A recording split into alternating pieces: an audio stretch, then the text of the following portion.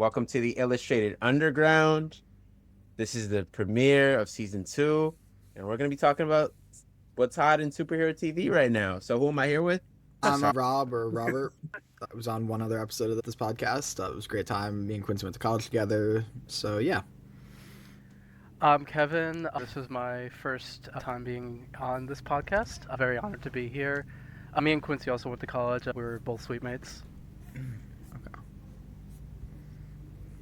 My name is Ryan. This is my second time appearance. You probably saw me on the Batman episode, which I'm really grateful that Quincy added me on that episode. Of course.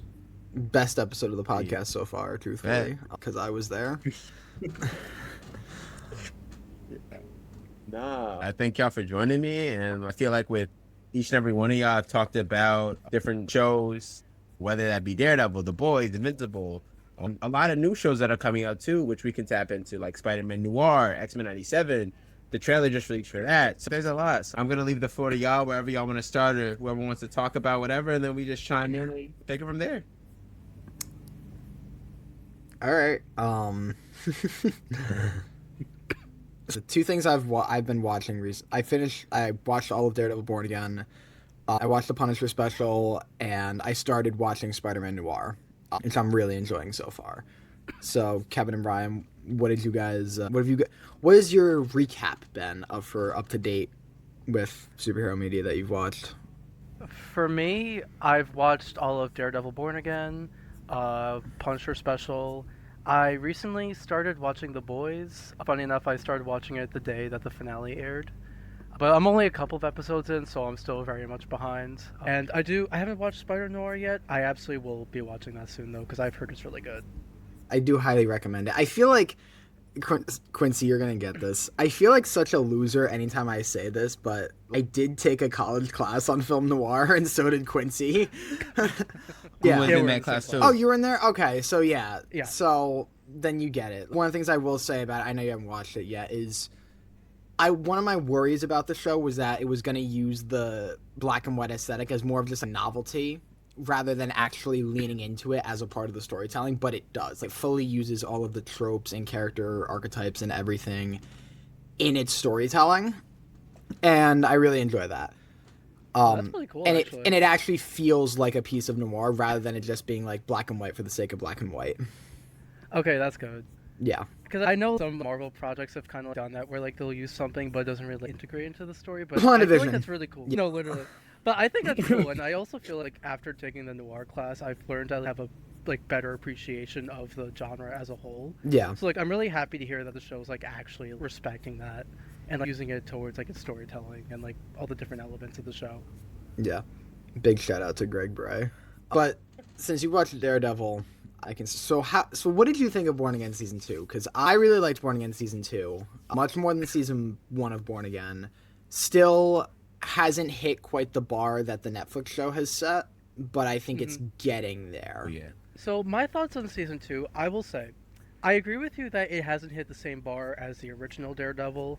I think that the original Daredevil was so good. I loved all the seasons. I feel like season 3 was my personal favorite. I will say, I do think that season 2 was a step up from the first season, because the issue that I had with season 1 is, while I didn't hate it, I didn't outright hate it, but the show, it did go through a creative overhaul. Yeah. Where, the two different creators had different visions of the show. I guess a similar story, but they went about it in different ways. And also a big thing too was that the original format of the show wasn't canon. It pretty much was like a reboot. It wasn't actually it was it was piggybacking off of Kingpin from Hawkeye and Daredevil from She-Hulk. And I like those as isolated things, but it was as its own series. There was obviously, there was the big creative overhaul. A very public one, which is another thing, because with other times that we've had studio interference with superhero movies and projects, it's usually not as public as this was. The Daredevil thing, and it's very noticeable in season 1. You can kind of this was pre-overhaul, this was post-overhaul. Yeah. And I feel like something season 2 did a lot better than the first one was make the new characters more interesting. Dude. Because I will say, season 2, I love Buck, for example. I think is the best example, because I remember in season 1 when they introduced him, it kind of seemed like they were. Oh, what were you saying? No, go. Oh yeah. I feel like in season 1, like they were trying to make him a new Wesley. James Wesley. I called him Westland. I called him Westland for the first season, cause, yeah. Continue. No, yeah, and one of the Marvel fans love to call him British Wesley, which Yeah. is really funny. But I will say, season 1, Buck just felt so bland. I can't really I can't really think of anything interesting that they did with the character in the first season. Season 2, though, they wrote him so much better. I really like his dynamic with Daniel, for example. I feel like his actor has more screen time and more time to shine. And I feel like that's just a good example of how season 2 was so much better in terms of writing their newer characters. Yeah, Daniel especially. Like, I couldn't give yeah. two shits about Daniel in season 1, and then by the time he meets his spoiler demise in season 2, I actually felt something. And it's even a bit surprising because season 1, I cut season 1 some slack because of the creative overhaul, but like you really feel the loss of Karen and Foggy. Yeah. Like when, like at the, like in the finale episode of season 1 when Karen shows back up, it's like a breath of fresh air because I love Deborah Ann Woll as Karen Page, Yeah. and her being a main character throughout season 2, as well as season 2, again giving screen time and making those other characters, Kirsten and Heather, Yes. way more interesting and way more unique. So that was one of the main things that I think season 2 did better. The only one that why the fuck was Matthew Lillard there? That was the one. I love Matthew Lillard. I think he's a great actor to have, but like that, he was the one that I was like, why are you here? And I know later it's to connect Bullseye to the Thunderbolts, which shout out Bullseye, big Bullseye fan, love Bullseye, Sure. MVP of yeah. the season. Genuinely one of the best characters in season 2. One of the best well-written villains in Exactly. the I love MCU. him. Wilson Bethel's incredible performance as him. I love that character so much. And he gets so many great moments. As far as the story of season 2, there's so many highs. I think season 2 of Born Again it's very close to Netflix because one of the things, like, you have Matt's arc, which I think is very interesting that they did this, where, at least for me, when I watched season 2, Matt's arc to me was about showing forgiveness to his enemies and actually being empathetic towards them in a way that he hadn't before. Like with Bullseye, where he offers him for the whole episode about grace. Yeah. The grand design. Which incredible episode. And then offering Kingpin that deal again at the end, which I know there's some connotations about like the whole we're better than them stuff, but I think Matt offering him sympathy is something that he's never had to do before. Even in season 1 when he beats Kingpin, or season 3 when he beats Kingpin, it's more out of anger and hate of just, I want to fucking kill you. And now it's Matt having to basically keep more to his morals more than ever, because even Karen's about to kill Bullseye and all of this other stuff. Charlie Cox, obviously, I put him at top 3 or 4 comic book actors ever, honestly. I think his performance I as can see that. Daredevil, I think, is one of the best I've ever seen in a live-action project. Because it's every project he's been in, from the original show to the new one to the side projects he's been in. Yeah. It's been a fantastic job. He's incredible. Quincy, can I tell my Charlie Cox story? It's nothing crazy. It's not like I ran into him in a bar. I was like, holy shit, Daredevil. I went to a convention and I met him. I got one of my helmets signed, and it's on the other side of my room. I got a Daredevil helmet signed by him. And Nice. he was super cool. And the nice thing about it is he did hold a conversation with me about the show. And he was just so kind and so generous and just like a good dude who who also knows his stuff. He's read a ton of Daredevil comics, like more than you would expect. And I appreciate that, because I'm not one of those people who believes that like, every single actor has to be like the most well-versed. Cause you're an actor, you're there to do a job. You don't need to have read every comic book in the world to do it, to be an actor in something. But he has, and I appreciate that. We talked about Daredevil Yellow, which I reread recently, and I think it's still one of the greatest comic books ever written. Yeah. Just a all-around really cool guy, and was nice enough to talk with me about the show. I told him how much the show meant to me. So yeah, you said you also watched the Punisher special, right? I did, yes. So what did you think know... What do you think about that? Okay, so over time, my opinions have like fluctuated and changed. I'm going to be honest with you. I personally enjoyed it because, again, I loved the action scenes. I thought those were really good. My main issue with the special, while I'm not saying it's bad, I just feel like we have gotten the same story with the Punisher before, and it feels like they were just trying to retell the Punisher's backstory and the whole he doesn't want to be Punisher but he gets put back into the fight before they release the Spider-Man movie. And I'm not saying that this special wasn't enjoyable. I definitely got a lot of enjoyment out of it. I thought it was really cool, but in terms of new story, I just feel like it was really lacking. We've seen this before. Yeah. No, I agree. Me and Quincy were talking about it yesterday. I fully agree about the repeating arcs. That's a big thing that pet peeves me about superhero media that goes on for a while. They did it in CW Flash. He repeats same arc a couple times. MCU Spider-Man, but that's a conversation for a separate day unless you want to get me going on that. I agree the action was really good. I watched it and just as a fun little, almost basically short film to watch Punisher kill some people, fuck some shit up. It's fun. Yeah. But, and I said this to Quincy yesterday, my other thing is John Bernthal, to me, he's not a bad actor, but he is a very one-note actor. John Bernthal, to me, in almost everything I see him do, he always does the, let me tell you something. He kind of does that in everything. I've seen so many compilation videos of him just saying, let me tell you something. Let me tell you something. Almost every project he's been in. Yeah. And it gets to a point, it's gotten a little old for me. I used to, this past month, me and my coworker would do a bit of putting John Bernthal in roles in movies where he wouldn't belong at all. And it would be, the weirdest thing. We were like, let's put John Bernthal in a rom-com and see what the fuck happens. This is, a funny joke. And the thing is, he is good, in Daredevil Season 2 when the original Daredevil Season 2. Where he's explaining his backstory to Matt at the grave. It's incredible. But Bernthal himself, I've just gotten sick of his Punisher. And like I said, it's a cool special. It's a cool little short film, but he does repeat that arc. And hopefully in Spider-Man he's finally a proper Punisher, even though it's a Spider-Man movie and he's probably not going to be as brutal, but I'm hoping that they actually... Because part of Frank Castle's thing is, he's not supposed to be super sympathetic outside of his family stuff. His Punisher is a cold-hearted person who knows what he's doing is wrong and still continues doing it. I think he's been written that way a lot because I know in the recent comic where he dons a new symbol, I don't know if you guys are going to read spoilers. I think his family comes back in some way and then he's sympathetic in that sense.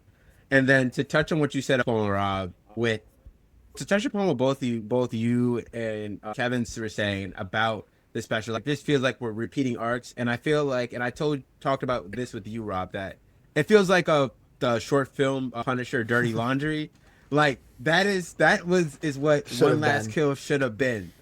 Punisher is in possession of all his marbles. I don't know if you've seen it, Kevin. Punisher. Have you? Dirty Laundry. Dirty Laundry. Check it out. That. So, have you seen the Thomas Jane Punisher movie from 2004? I haven't seen that. I've heard things about it though. I gotta check. Watch check it out though. It's very funny how. Oh, you can go. So it's he's in possession of all his marbles because it feels with One Last Kill, he's am I the Punisher? Am I not? He's confused. And also too, I feel for me, I don't read a lot of Punisher stuff, but the Garth Ennis stuff, which I feel is very interesting. I'll say it's interesting. I feel he was written out of character in One Last Kill because when Nucci put out the hit on him and was oh, I put a hit out on you, he didn't prepare. I feel the Punisher, he's definitely he's calculated. He's angry, but I feel he's calculated. Yeah, exactly. Also, that line, strategic. Fucking, and now I'm the one doing the punishing. Come on, man. Okay, I'll admit I cringed at that one. That's some fucking Joss Whedon dialogue, man. That's... Oh. By the way, what did you guys think of Nucci as the villain? What did you think of her character? Sure. Yeah, okay, that's the same thing as me. I think the guy with... the Jonah Hill, bro. But apparently the guy that she was with was Barracuda, who was a more... Yeah, I think, yup. Which is kind of just a weird choice. Yeah. I don't know.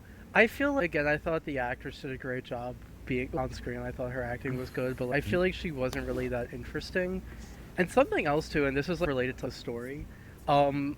we now, spoilers, the Nucci family was also apparently involved in Frank Castle's family's murder, which it's like That's another thing. Okay.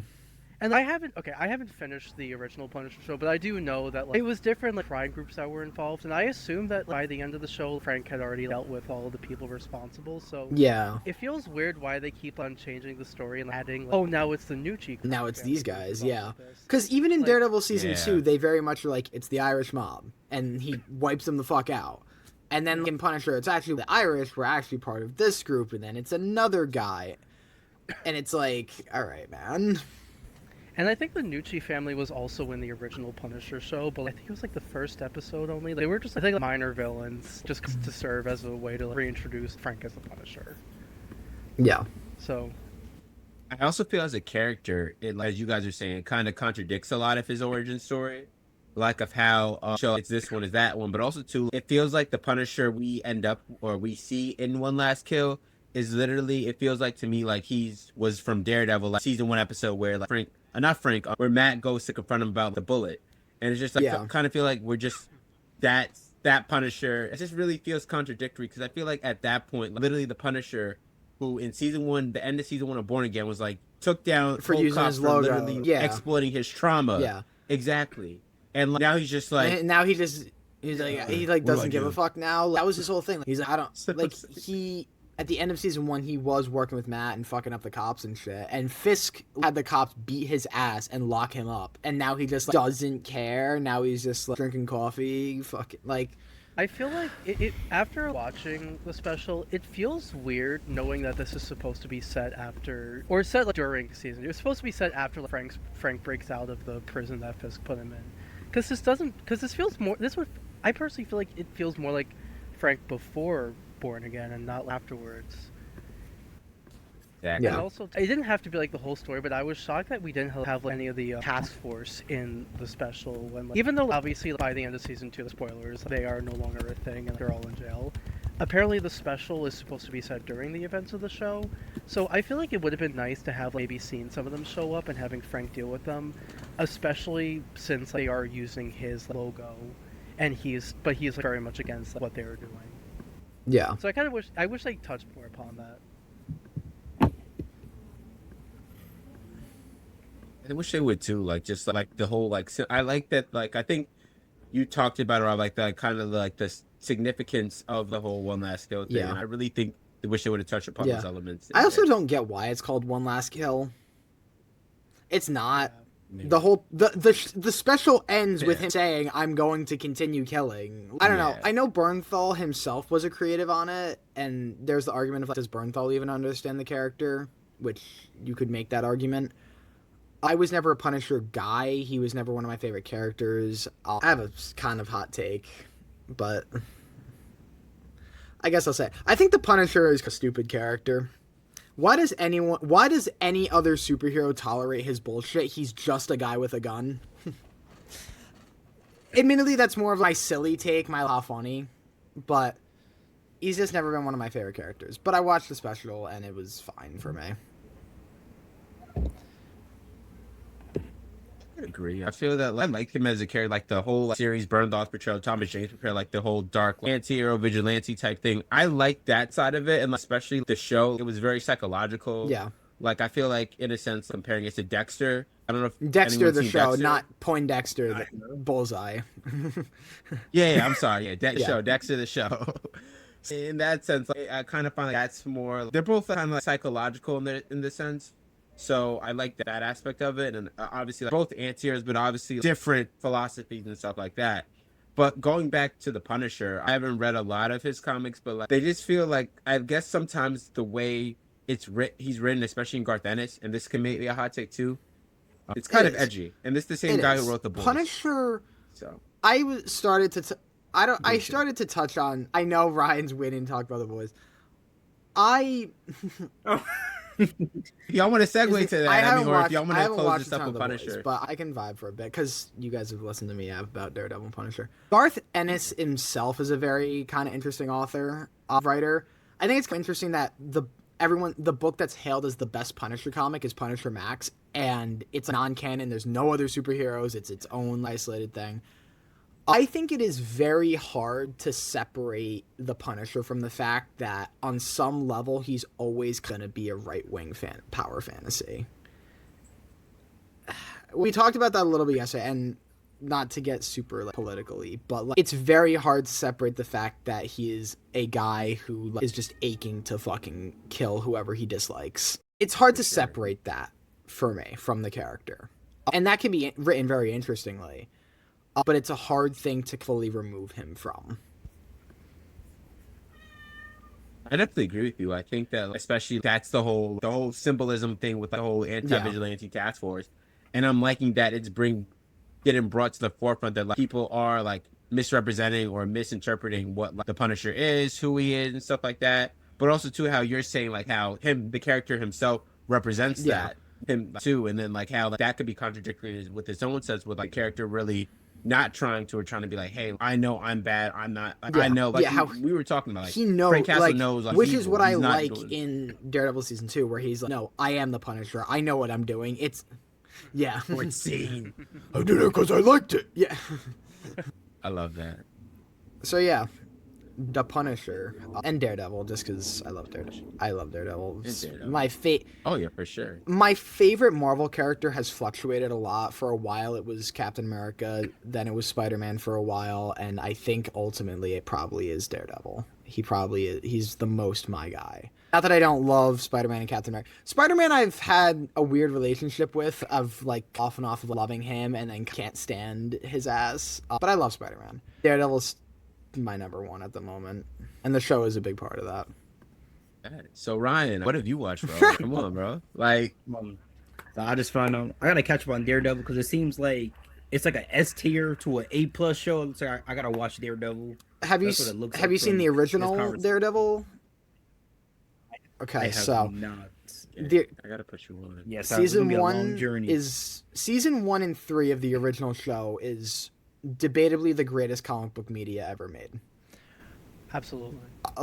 Over CW Flash? I give the CW Flash and Arrow way more slack than almost anyone because I love those. But Daredevil season 1 and 3 are the best superhero TV. For me, it's Batman the Animated Series and Daredevil and Justice League Unlimited, and those are the 3. Season 1 of The Flash, I think, is incredible. I think season 2 is also very good.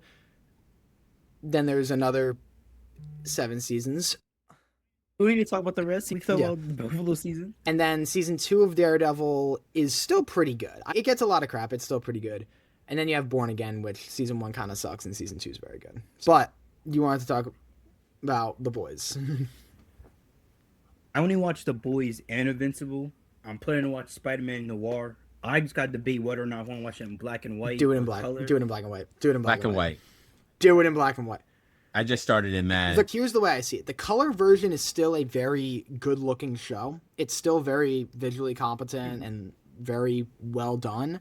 But the black and white makes it feel more like a classic film noir. It makes it feel more old school and into the style that they're making it, rather than... The color is a really good-looking show, but it takes you out of the fact that this is this kind of dreamy 1940s-ish world. Me, Quincy, during the spring semester, we watched The Boys season finale. My thoughts on the season finale. I'm not going to say spoilers, but... I knew that, don't worry. I knew that. Anyway. Yeah, it's in the comic, My goat never dies, of course. Okay, he is a broken hero in disguise, of course. But the season finale overall, it didn't feel like a season finale. I'm not gonna lie. It really felt like a typical season building up to something. I do believe episode 1 was the best episode in that season. My goat A-Train, oh my gosh, you want to keep it like that? I do feel like the last episode was similar to Stranger Things, if y'all seen it. I feel like I am not a power scaler by any means necessary. But when disclaimer, I am not power scaling by any means. I do not associate with those people. However, when I notice something's inconsistent, and I'm not really like a film like I notice every detail from film, but when I'm noticing some things are inconsistent, I'm like, that's interesting.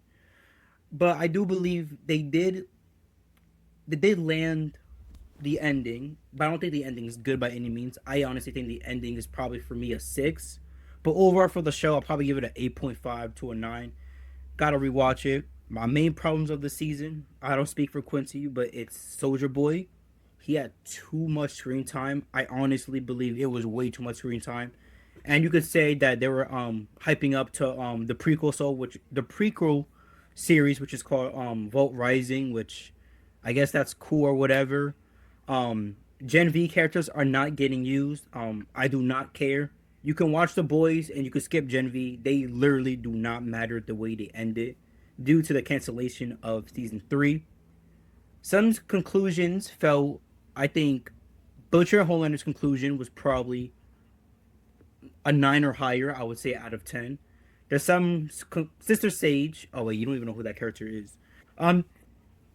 Anyway, there's some conclusions that I feel like it was actually done poorly. The new Black Noir and the character I mentioned, Sister Sage, and I do believe everything else was all right for the season finale. I was expecting more, I would say, but I want to hear your thoughts, Quincy, about it. I definitely do agree. I feel like a lot of characters were underutilized, especially the Gen V. Because literally, if you're having these shows connected to each other, like the Netflix shows I bring, for example, you had people within the shows that kind of, built off each other, i.e. Claire Temple, Carly Wing. Like you had people like connecting the show and putting substance and leading to the other shows. For The Boys and Gen V, it doesn't really feel that, at least for season 5. When you have Gen V season 2, they're working to help Starlight and her agenda, and it just feels like kind of just flat. I don't know. That's for me kind of a line you got to balance, because like, you don't want to disconnect the people that didn't watch that Gen V, the sideshow. This goes for not just The Boys. This goes for anything. True. This goes for like, even if you want to go like Arrowverse or something. Like, you don't want to disconnect the people who haven't watched that show and like, make them completely lost, but you don't want the people who did watch that show to feel like they wasted their time. So that's a tough kind of wire that I think shows that crossover have to kind of walk in that way. I feel that like, at least in the main show, The Boys, that like, we could have had some Gen V characters in there, because like, obviously you have a lot of the characters in Gen V pop in Boys season 4. I didn't originally watch Gen V until the end of season 4, and then I had backtracked, and I was like, okay, these are who these characters are, because I felt like they were important. I feel that like A-Train shouldn't have died that early. The reason is because I feel like structurally, I feel like in Gen V, like you just see him pop up with Starlight. Oh yeah, I'm helping Starlight, and then you fast forward to The Boys season 5. It's just like, okay, like I have been doing. It's like more. I feel like show, not tell, and I feel like we could have used that a lot more. So I would have liked to see that a little bit within that, but I do think it did have its problems within it. I would have liked to seen a different finale. I felt that it was like, I liked it for what it was. I felt there could have been more. There could have been some stuff changed within it. I did like the ending, like with the Huey and Butcher debacle. I like that. I felt like obviously true to the comics, but also too like I could see like their moral debate, like about what they were arguing about. I felt like that was plausible to me. That made sense. But it's just like maybe like the fight with Homelander and all that is where I was like, But those are my thoughts on it. Was gonna say like Huey and Butcher. I'm not gonna lie, it was, even though I do feel like Butcher's buildup was a little bit rushed, because I felt like it wasn't the season 4 structure that we was gonna get. The season finale, season 4 structure that we're gonna get an evil Butcher, and I felt like he was the same Butcher, maybe a little bit edgy. But I do believe both actors did a phenomenal job. The scene was emotional because I was just like, damn, like I thought he was gonna, I don't care. I thought he was gonna make it out, but like it kind of does make sense of like he is similar to Homelander, where they're like, is the only difference is how far Butcher's willing to go for soups and how Homelander is willing to like scorch the earth, basically. Yeah. Also, in the fight scene, there was a lot of character conclusions that were really wrapped up quick. The Deep, then we have O-Father. Their conclusions just finished within like less than 3 minutes from each other. But you could tell there was a lot of conclusions they had to wrap up really quickly that didn't feel very rewarding, I would say. I felt like the Deeps kind of was like, at least the way like he kind of like how he kind of had his whole like monologue to Starlight, kind of talk to her how he felt and how he felt isolated and how he felt like he didn't belong and alienated. And then, like, also to his insecurities within himself. Like, even going as far as back to season 2, where, like, I think the Church of the Collective, like they made him like sit in a room and like he had to talk to his guild and he felt that was uncomfortable.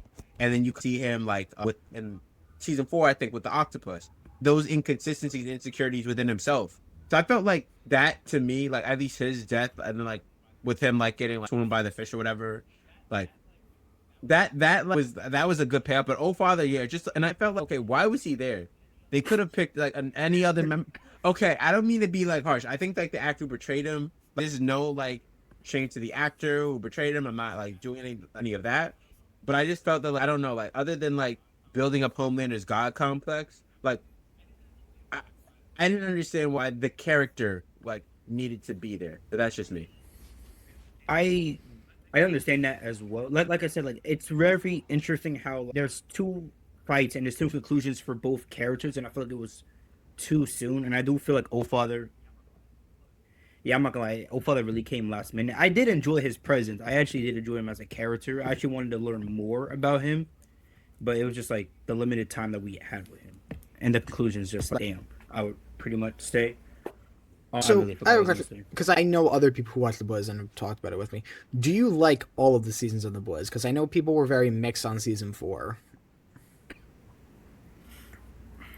Okay, so season 1 through 3, great.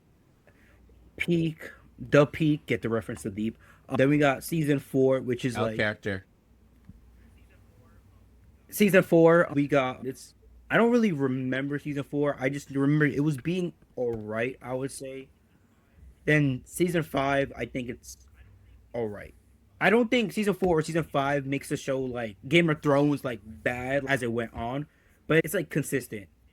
It's like similar to Daredevil Born Again. They like season 1 through season 3. It's like The Boys. Then like Born Again season 1, season 2 are good, but not that at the same level. I think what would you say the best season of The Boys is? I think you would enjoy.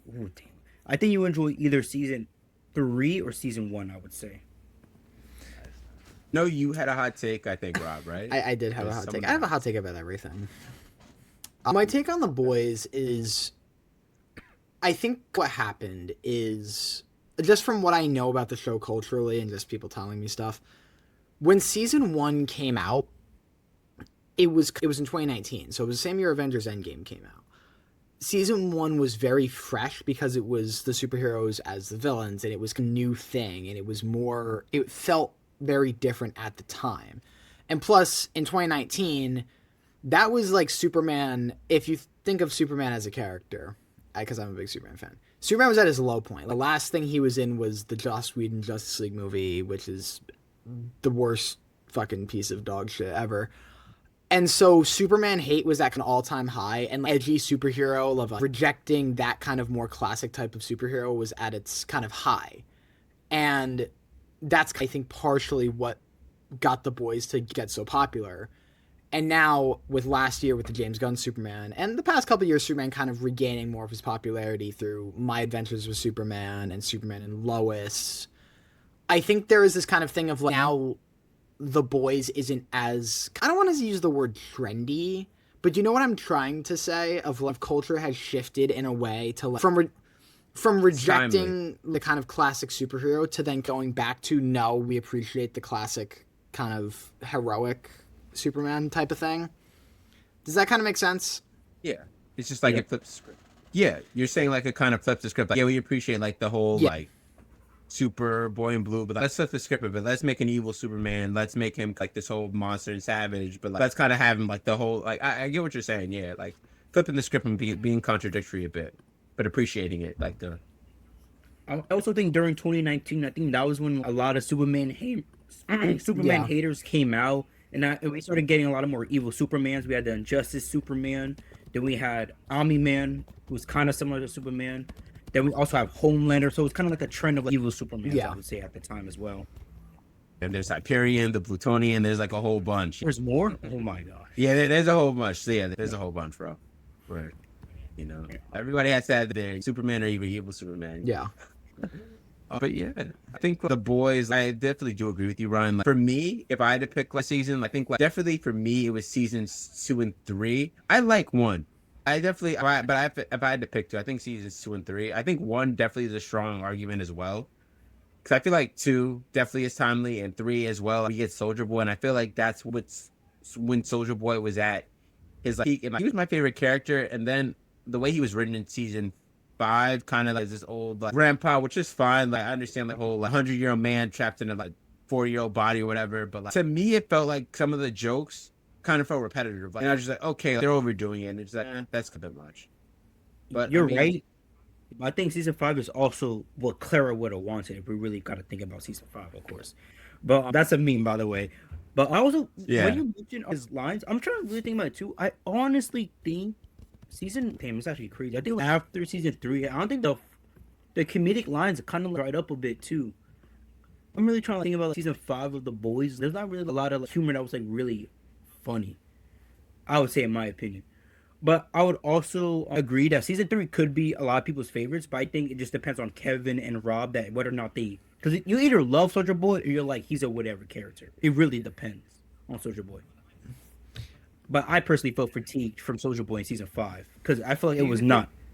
He was having more screen time than I don't want to Homelander's son, basically, and that's kind of crazy. That Soldier Boy is a good enough character to be like the lead of the prequel show. Would you say he's like, interesting enough? Because I don't really know much about him, but do you think like, he's had enough screen time in The Boys to warrant like, being like interesting enough to tell a new story in the prequel show?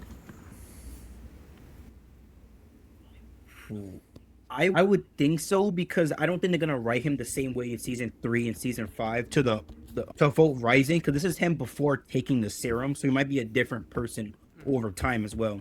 I don't know how much they're gonna go into Vote Rising, but they might do it where when he was in his original 7, which is like what, Payback or something, with Black Noir. So it's gonna cover like him and his 40s team. So like just him. the 40s? Yeah, so it's gonna cover him, Private Angel, Bombsight, and Torpedo. So those are some of the heroes that survived the beat. I don't mean to get into the whole T and lore, and I could stop, but like those are like all the people who got this injection. So like they like were successful because during the time of the 40s, like not everybody was able to cut it. Everybody like either died, went crazy, loose. So those are like the successful people who survived Compound V. So it's gonna be detailing them. So expect like the silver, golden age superheroes. See, I love that stuff shit. like Like that. I love all the fucking DC New Frontier, Captain America First Avenger, all that stuff. So that's cool. I like Jensen Ackles quite a bit. I'd be down to see more of him. Any clip I see of Soldier Boy is very fun. I don't think Jensen Ackles should play Batman, but that's a separate conversation. Oh no, I agree with that. We could definitely Look, dig into everything that time, but definitely I agree. everything with me will end up somehow looping back to a conversation about Batman. This podcast episode will end with a conversation about Batman, I assure you. Great.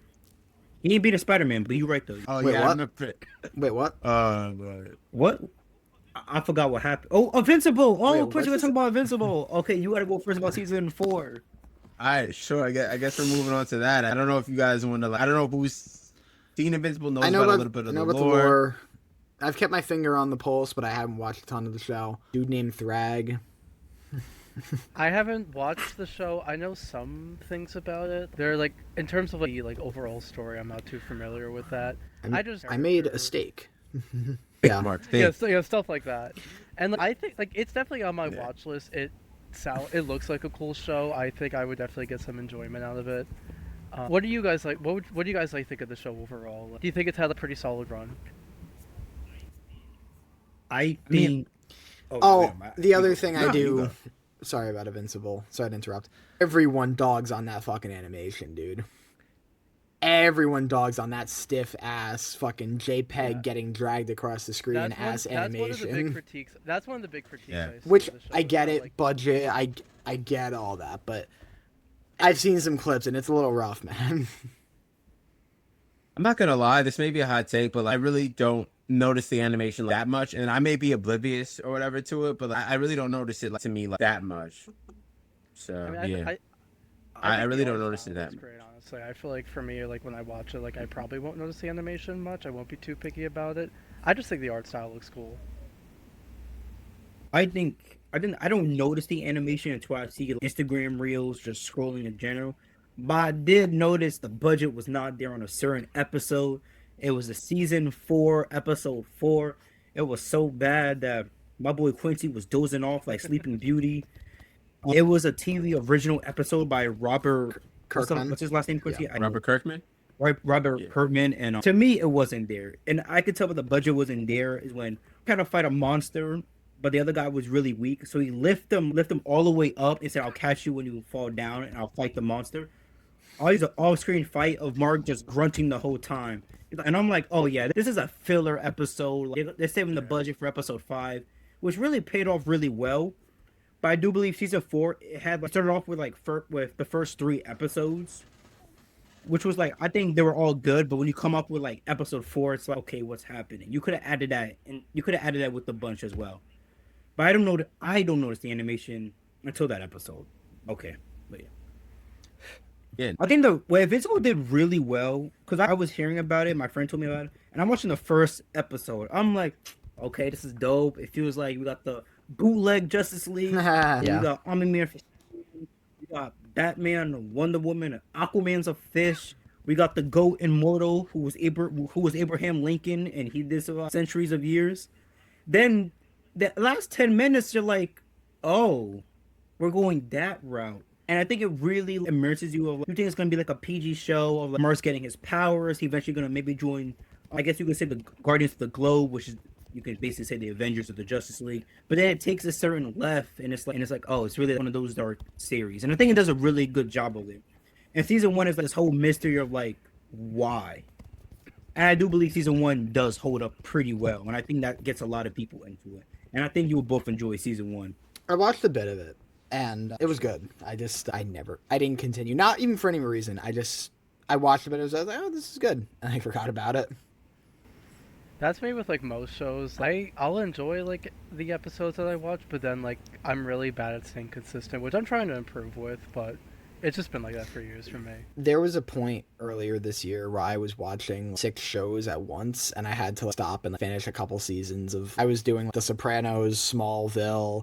I watched the first season of The Mandalorian because I wanted to sidetrack onto Star Wars a little bit. The Mandalorian movie came out last week, and when I saw the first trailer for the movie, I was like, wow. Kind of looks lame, but I'd heard so much good things about the show, so I watched the first season of the show. I'm like, oh, the show's good. I saw the movie last week. It's fine. How was the movie? I don't like it more. The show does more with the concept and the idea. The movie to me was just kind of bland. I hear it's like a very like low stakes, like just a basic Star Wars It is, movie. and like, nothing crazy. I'm okay with that because like I liked Solo. I thought Solo was a lot of fun for the lower stakes thing, but the movie just it feels like a Disney Plus episode more than the actual Disney Plus episodes, if that makes sense. But look, if you guys plan on Quincy, if you plan on doing a Star Wars episode in the future, I'd be down for that because that would get crazy if you pick the right people. If you pick the right people, a Star Wars episode would go either really badly or really fun. We covered Daredevil, we covered Punisher, we covered The Boys, covered Invincible. It's funny, I will say it was cool, even though I wasn't watching The Boys and Invincible, having a new show every night was cool because it reminded me of, and I always bring this up, how there was a little bit of a time with the Arrowverse. There was like Supergirl Monday, Flash Tuesday, Arrow Wednesday, Legends of Tomorrow Thursday. And that was like, I was set for like in middle and high school, that was my shit. Like every day, fucking CW superhero show. I've consumed more CW garbage than any human being should. But it was kind of cool having that back. I have a question for you guys. We're in the streaming era now. It's not like cable where everything was scheduled TV. You knew your show was on at 8 o'clock every night, and it was going to come back next fall. In the streaming era, do you guys prefer binge release, where all the episodes drop at once, or do you prefer weekly releases?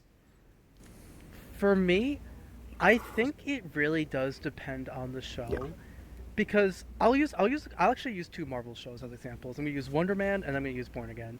I think Born Again, especially season 2, definitely works better as like a weekly release because each episode usually ends on some big cliffhanger or something crazy happens in the episode, and then you'll have next week to look forward to like that story being continued. Meanwhile, you have like, Wonder Man, where it's a more like again low stakes and like street level like basic show, where the episodes don't really end with like huge like cliffhangers. I feel like it's a type of show that you can like.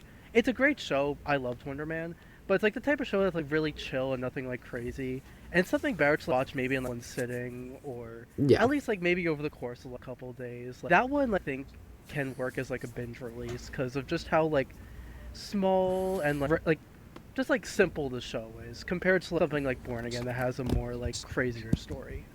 If that makes sense. No, I agree with that. I grew up like with scheduled TV with, again, I keep bringing it up, like a lot of the Arrowverse shows for me were like, that was what I would watch every week. And I had a week to talk about it and to think about it and to get excited about it. Whereas I feel like sometimes the thing that hurts binge release shows is it drops all at once and then people watch it and then forget about it after a week. But Yeah. I do agree. And the weird thing too with streaming TV now is like, and Quincy, you know this because you and I talk about Smallville all the time. Back in the day, you would get a TV show that's like multiple seasons long, and you would get a new season every year, and those seasons would be 22 episodes long. And so you end up with a lot of meat on this show. Whereas like now in the streaming era, you have to wait 5 years for a season 2, and it's just weirder now the way TV shows kind of happen. Like, I'm sorry, there is no reason that like Wednesday season 2 needed to take like, 4 years to make. I know that's one of the biggest critiques with Stranger Things was how long Yeah. the time was between each season. And also, that's the other thing too, is like a lot of the actors aged out of their roles. So now you have like 25-year-olds being like, oh yeah, we're still in high school getting bullied. It's this weird thing that has happened with TV now. But I will say it does usually depend on the show, because Spider Noir, I'm cool with that being a binge release that I can watch at my own leisure. I don't think that would be a show that I would be like every single week, like chomping at the bit to watch. Something I'll say that I'm really happy about with Born Again is that there isn't really a huge gap between seasons, because season 2 of Born Again released like, a year after the first one released, and next year we're gonna be getting season 3, and I don't know if we're gonna go to season 4 afterwards, maybe that, but what I like is that they're like that's also an issue with Marvel too, is like with certain like, projects, there's usually like big gaps between the characters' appearance and like when their next appearances, and we're already seeing that with a bunch of characters like Moon Knight, Yeah. and Kate Bishop and stuff like that. Yeah. And Shang-Chi too, bro. I miss him. Like, But that, yeah. oh yeah, but that's why I like what they're doing with like Daredevil. They're at least They're like, doing giving- yearly seasons. Yeah, and I like that. I really think that's good. Look, man. And I hope they do that with like, Wonder Man 2, because I know they recently greenlit season 2. Because season 1, I loved Wonder Man season 1. Happy we're getting the second. Wonder Man was underrated. Like, I wish that show got more attention. For sure. It's crazy too, because I think I heard somewhere that the show was originally meant to be a tax write-off for Marvel, because I don't think they thought people were going to be that like, enthusiastic about it, which is noticeable because I feel like the advertising for Wonder Man was, I could be wrong, but it from what I saw was, Yeah. and I don't think they had much confidence in it. Weekly, 100%. Did For everyone sure. agree It with builds that? anticipation. Like, I agree with an asterisk. Like, I think there are some shows that it depends. People be saying things so definitively. Like, man, I think it depends. Like, most of the time, I prefer weekly, but there are certain instances where I think a binge drop is probably better. That's my Q, what were you thinking? I feel like for a lot of the shows we've been getting right now, and I'm gonna drop like 1097, The Boys, Invincible, like Born Again. Those are like shows with like high stakes, and I feel like they build anticipation with weekly releases. Like you're like, okay, dang, I'm trying to remember like with, say if something happens, okay, like with the Daredevil versus Kingpin fight with the Grand Design, I believe the episode was like you just see them, boom, like they fight, and then and with Karen getting locked up, okay, boom, like Yeah. what's gonna happen? Scene cuts to black. Like, what's gonna happen? And it gets the mind going. Okay, what happens to these characters? I like it for that because it builds like thinking, anticipation, and has people like plotting, and I feel like that's great. I think to add on to Quincy's point, it also like when it's a week by, it's also like fans get to like, put theories in of what's gonna happen, especially if it's a plot twist or there's a mystery. It's like it gets all fans riled up. And I think for me, I was team binge, but that's just for me. I just like binging shows. I also prefer weekly too, because just throughout my week, when I'm just watching a show, I can be like, oh, what's gonna happen next? And I felt like that when me, Quincy was watching Peacemaker. I used to text Quincy, I'm like, yo, Quincy, you down? He said, yeah, I'm down. even though like things weren't going crazy, it's like something I get to look forward to when it's like a week show. When it's binge, it's like, oh, it's just there in front of me. I can watch it anytime. But when it's weekly, it's like I get to look forward to something, especially if I do enjoy it. It was Thursday. I'll never forget Peacemaker Thursdays. Peacemaker Thursdays.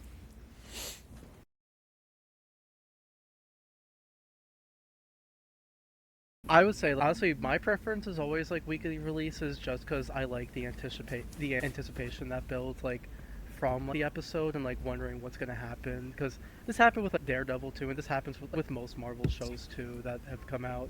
It makes you think, oh, what's gonna happen in the next episode, stuff like that. Also thinking about what Rob said in like certain shows, and I definitely understand that. Like certain shows, it doesn't really like matter. Like for example, like if Peacemaker season 2 had come out all at once, I don't think it would have affected my viewing experience at all. I would have enjoyed it just as much. But if something like Daredevil or especially The Boys, heavy on The Boys, but if The Boys came out all at once, I think I would like it a little bit less. Yeah. Definitely agree. I feel like with those shows, like the stakes they have, the stories is like, okay, like you just binge. Like I feel like I know Spider-Man Noir, that's like what I that's like said. just like I think a binge show. Noir being binge But I feel like- makes sense. But Daredevil, But what's funny is like the Netflix Daredevil was a binge release. Those would drop all at once. Yeah. But I think True. Born Again being weekly, I think helps the experience a little bit and kind of gives you that week in between episodes of what's going to happen, et cetera, et cetera, et cetera. And I think that's fun. I think part of not only, I'm going to say something holistic here. Part of the thing about being in comic book spaces and talking about these things is the discussion around it rather than just watching and consuming the media. A lot of it is talking about it, discussing it. What do these stories mean? What are they about? Why do we enjoy these stories? Why? I'm getting on my fucking soapbox here and preaching, but you get what I'm saying. So I think weekly release in comic books as a medium, it's usually a monthly or a weekly release. So it improves the experience for a viewer, in my opinion, most of the time, because there are exceptions. I think with Daredevil, like specifically, like these like Born Again felt very like comic booky to me compared to like the original Netflix season. So I think it lended itself really well to the weekly releases. Like the Netflix show felt like it was written to be like a season of television, but the writing on Born Again sometimes I feel like feels a lot more like weekly comic book, like episodic. Like Yeah. Look, sorry to interrupt. In terms of feeling comic booky, granted, I know it was a budget restriction on the original Netflix show, and this is such a weird thing that I love so much about Born Again. They let him use that Billy Club a lot. He throws that fucking Billy Club a lot. And at the end of season 2, when he's in the court and he takes like, his cane, like the blind walking cane, and throws it across the courtroom like it's the Billy Club, coolest thing ever. So That is dope. I love any time he throws that fucking thing and it starts bouncing around. That's a very classic comic book thing. It's such a small thing, but it makes it feel more comic booky. The Lanterns is coming out soon. How do we feel about So, it? Oh yeah. I think that the second Lanterns trailer with them showing like, more actual Green Lantern stuff and the constructs, it felt very much like a here damn. Here's that green all of you want. It's like, Here's that green. here you go. I think Lanterns will probably be a pretty good show. I know I get all the hesitation. I really do, and I understand it. I still think it'll probably be at least a well-made and well-written show because of the fact that when James Gunn started this whole thing, his whole intention was he's not greenlighting anything unless the vision and the script is good. So if we go based on that, I think it'll probably be good. But I understand all the hesitation I like the of whole like, where's the green man? I like the whole noir. I won't say I like noir, it. but like Western. Yeah, I like that whole kind of like emulating True Detective, Banshee, which is another good show. Check it out. I highly recommend it. But I like that aspect, so I'm looking at that. But I'm also looking at the whole Green Lantern because I like the Green Lanterns. I want to dive in more to their comics. So I think it's supposed to be like divided into 2 timelines because I know like it's supposed to take place before the Superman events of the Superman movie, but then it's taking place like in the present day, or like I know it's supposed to be split up in 2 timelines. I don't know if that's Yeah, I think correct, but I think the part of it's gonna be set in like 2016, and then I think for most of the show it'll be set like later on, like past Superman, stuff like that. okay. Okay, so I'm interested in that. I'm interested in the guy who's playing Sinestro. Ulrich Thompson is his name. He played a badass villain in Banshee. Cod Proctor. They got the right ones. For Sinestro, they got the right one. That's all I gotta say. But I'm grateful. I want to see definitely like Old and Withered Hal. I do feel that like with that, like you could definitely like he could kind of be a Rosetta Stone for how the age of the other characters in the DCU. Like, I suspect that like maybe we're not gonna get Barry as our Flash, which I hope not. I want Wally because Wally. I heard a rumor. I heard a rumor that Matthew Lillard was playing Jay Garrick. I heard that. I'm a big Jay Jay Garrick, fan. yeah. I love that stupid tin hat. Then of course we have the Supergirl movie coming out, which comes out in 2 months. In a month. Oh, yeah, No, it comes a out month. soon. Literally less than a Next month. month, yeah. Yeah. Well, I think less than a month actually. Which I think looks pretty good. It actually looks good. I'm more excited for that than Lanterns, if I'm being real. Yeah. I don't know. I think really- Millie Alcott looks great. I think Lobo looks Yeah. great. And knowing the source material, it's kind of hard to fuck up a story that compelling. You'd be Yeah. surprised. Oh dear. Don't say that, Rob. There are This is James You know what? Gunn.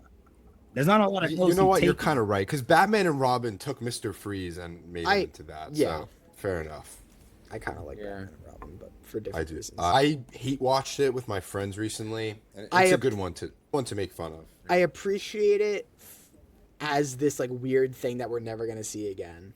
And I love Batman. I always talk about how much I love Batman. Batman Forever is straight good. Batman Forever. Forever's good. Batman Forever is straight Yeah. a good fucking movie. Yeah. Batman Forever might be better than some. No, I'm not gonna say that. No, don't You can say it. You can say it. You can say it. On What company? I think I know certain what you're gonna days, say. it might be better than Batman '89. Oh, see, It's a crazy thing to say. I low key agree. I thought you were gonna say like better than Nolan, and then I was gonna like, jump on you. No, but it's definitely better than Dark Knight Rises. I do feel that way. I do feel that way. I think Dark Knight Batman- Rises. There's a big part of it. we've talked about Dark Knight Rises in the Batman. No, episode. I know.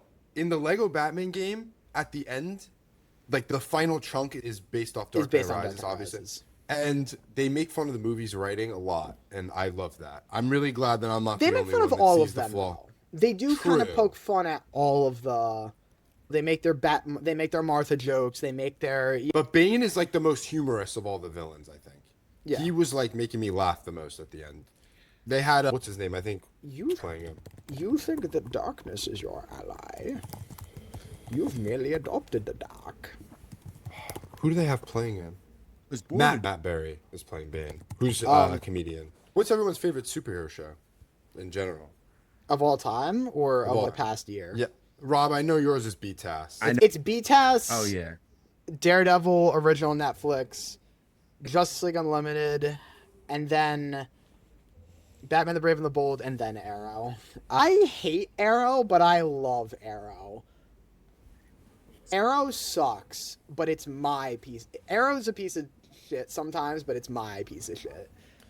Fair enough. I do think certain I have a seasons hot take? are like actually like pretty good. I just have a big heart for it because of I grew up watching it in high school and middle school, and I met Stephen Amell and all that. So, go ahead. I take Deathstroke and Prometheus are the best Yeah. villains in the Arrowverse. Deathstroke is Pretty tough. easily. Does I everyone would put agree? I would put Reverse Over Thawne? Flash. The problem Yeah, with it's over Thawne is he was Thawne. good in season What a- one, and Nah. then like all of his subsequent appearances He's overused. subsequent Yeah. appearances made him worse. But He got flanderized. if you put his season one Thawne in a bubble, I would put him top on the same level of Deathstroke and Prometheus. But every other subsequent appearance, he's God. The Arrowverse is. Prometheus I've is brought up- I've different, man. I That might dude was be different. working with Josh sorry. Segara on who played Prometheus. I might be working with him on a TV show this year, potentially. That's cool. Not Dope. yeah. Is it a new season of Arrow? No, another show he's working. She-Hulk. How do you guys feel about the She-Hulk show? Save for Daredevil, and I regret it. It wasn't good. It's not was- that good. Yeah. I don't hate the Yeah. Daredevil episode. It's like, okay, they use the yellow costume, that's fun. Charlie's great, but I never watched a lot of the She-Hulk show. I think Tatiana Maslany got a little bit too much hate for it, but Yeah, she was good. She's a good actress. Yeah. Her performance was good. It's not the problem. She was a good cast for that role too. I haven't really watched a single MCU show in a very long time. I watched WandaVision and Falcon and Winter Soldier when they came out, partially because they came out during COVID, and that was like both of those suck ass, in my opinion. I think Falcon and Winter Soldier has some good moments. I think WandaVision sucks, and I think WandaVision's not good, but I think Falcon and Winter Soldier has some moments in there that I think are very good and very poignant. I think the Isaiah Bradley stuff is good. Yeah, Wanda was good when you were watching it, but like looking back on it, it definitely got a lot more mid. Like when it was coming out, like the culture around it and like everybody trying to figure out what was going on every week was really fun. See, that's so funny. That's so funny to think about though, because like, everyone and their mother was convinced that John Krasinski as Mr. Fantastic was gonna show up in WandaVision, and like, that shit was never gonna happen. There were so many characters people were like theorizing. Oh my god! No, dude, Mephisto, dude. God. And didn't he actually show up? He's shown up in the MCU. He's an Ironheart. Great, perfect place for him to show up. The shown character up that in- has nothing to do with anything supernatural.